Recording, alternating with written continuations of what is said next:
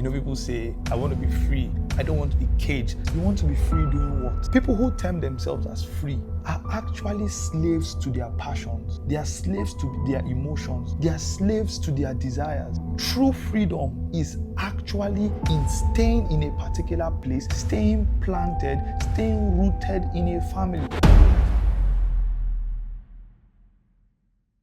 Hey guys, welcome to Becoming Better with Dr. B, and I am Dr. B. So in this video, I'm going to be sharing 5 things that changed in my life that helped me become consistent when I became a husband and more recently a dad.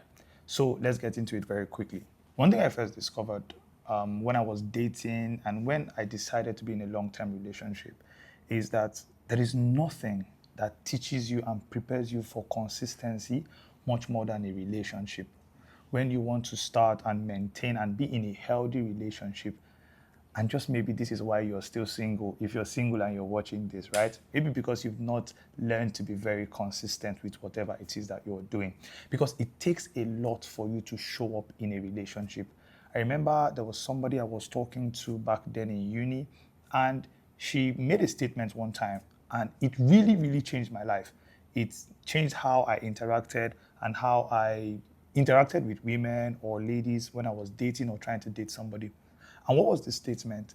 She said that, Barnabas, you don't know how to text girls or ladies. And I was like, why? Why would you say that? I actually thought I was good at that and all of that. And then she said, you can't hold a conversation for a while.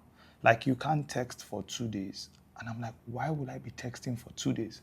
And then she explained to me. And you know how you don't literally need to text every single day, but you can just hold a conversation, going back to it, coming back and all of that. And it takes consistent effort for you to build that kind of intimacy or that kind of relationship. So very quickly, number 1, living beyond myself. Ordinarily, as human beings, we have a certain level of narcissism. So you can be self-absorbed, where you just think about yourself every single time. But that changes when you get married, because it's no longer you. As a bachelor, a young man, I can be in my house from morning till night, and I don't really care about what to eat. I don't care about so many things, but having somebody else come into my life, it changed everything for me. Having to cater about the electricity, whether the ACs are working, if there's food in the kitchen or in the store, if there's anything in the fridge and all of that, you now start caring about somebody else. It starts being beyond yourself. And there is nothing that is more motivating than that. When you know that there are people who are depending on you for their success, for their survival, it puts you on your toes. It helps you stay consistent. It helps you stay diligent in whatever you're doing, because it's no longer about you, or it's no longer just about you. Secondly, being accountable and responsible to and for others. So there's something that I used to look forward to when I was still staying with my parents, with my mom, how I would go out and she'll be calling, where are you? Will you come back home? When are you coming back home? Oh, it's getting late and all of that. And I thought, okay, when you get married, all of that ends. Boy, was I wrong. It actually has just begun at a deeper level. Now, it's no longer control, it's accountability. It's no longer where are you for you to come back home. It's now where are you for your safety.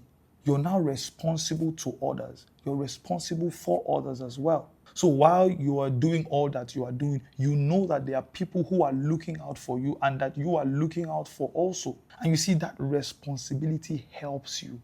It helps you to push, knowing that you've got people at your back, knowing that you've got people watching you. And nothing keeps you in check, nothing keeps you in line like that knowledge. Number 3, being a role model for my child and setting a good example for him. I think there was a day we were sitting down in the garden at the back of the house. We were just having a little father and son moment. And it just dawned on me that this guy is going to take after me, whether good or bad. At least I'll be his first role model. And the question was very daunting. The question came, what is he going to pick from you? And you see, when you ask yourself that question, the answer changes how you behave every other day after that. Because if your son or every other person in your house was going to take after you, Would you be proud about that? If they were going to do every single thing the same way you do your things, would you be proud about that? They tell your son you're just like your father. The question you ask is that an insult or is it a compliment? That keeps you consistent.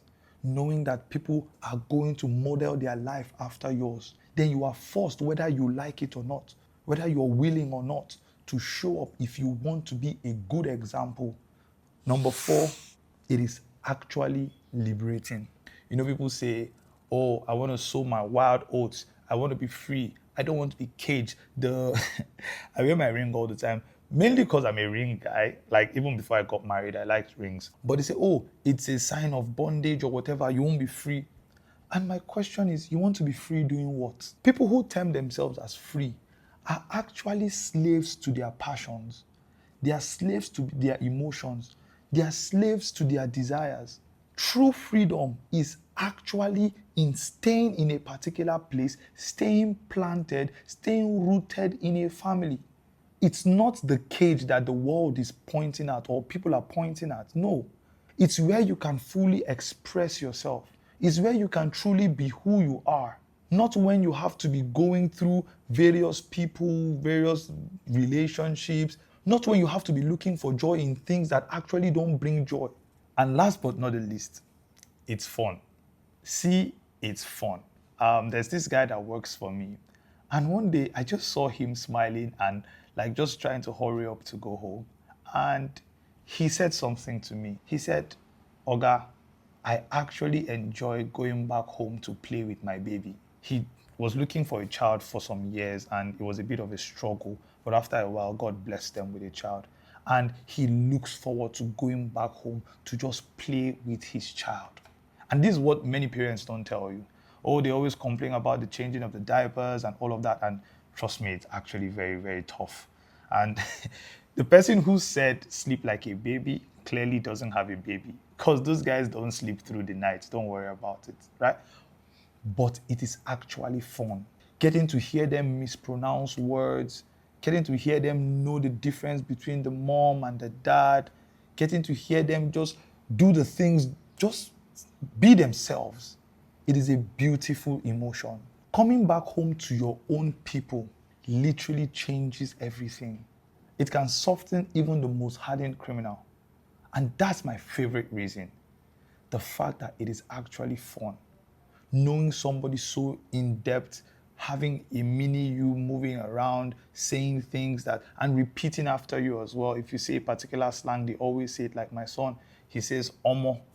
You know how we all say omo in Nigeria? He says omo, and some strange times as well. So we have to be careful saying anything around him now. And that's beautiful. That's what I'm talking about. How you are forced to become a better person just because you have these people looking up to you. How you know that you cannot explain to your wife or your child that there's no this or there's no that. Not in a form of pressure, but in a form of accountability, in a form of responsibility, knowing that you want to be better, not just for yourself now, but for others. So like I said, it puts you to live a life that is beyond yourself, makes you accountable and responsible to and for others. It makes you a role model for your child or for your wife or for your family. And then it's actually liberating. Forget about what people say, oh, marriage is a cage and all of that. No, it's not. If you do it right, it's the best place you can be and you can be yourself. And last but not the least, it is very, very fun. So let me end with this. You may not know it, but we all crave family. We all crave acceptance and we all crave community. The guy that joins the tennis club, the guy that joins a basketball group, a running club, and even a cult. See, they're all craving community. They're all craving acceptance. And this is what we're hardwired for. We are hardwired for that community. So don't try to be alone. Don't try to do life alone. You are actually better off being with other people. You're actually better off starting your family. You're actually better off being with others. So you can't do life alone. You can't do life as a loner. You must find somebody or a set of people who complement you, who make you better. And the earlier we know this and accept it, the better we will be for ourselves. And this is what I have for you on Becoming Better with Dr. B today. And until next time, I want you to keep thinking on these things and keep showing up. Have a wonderful day.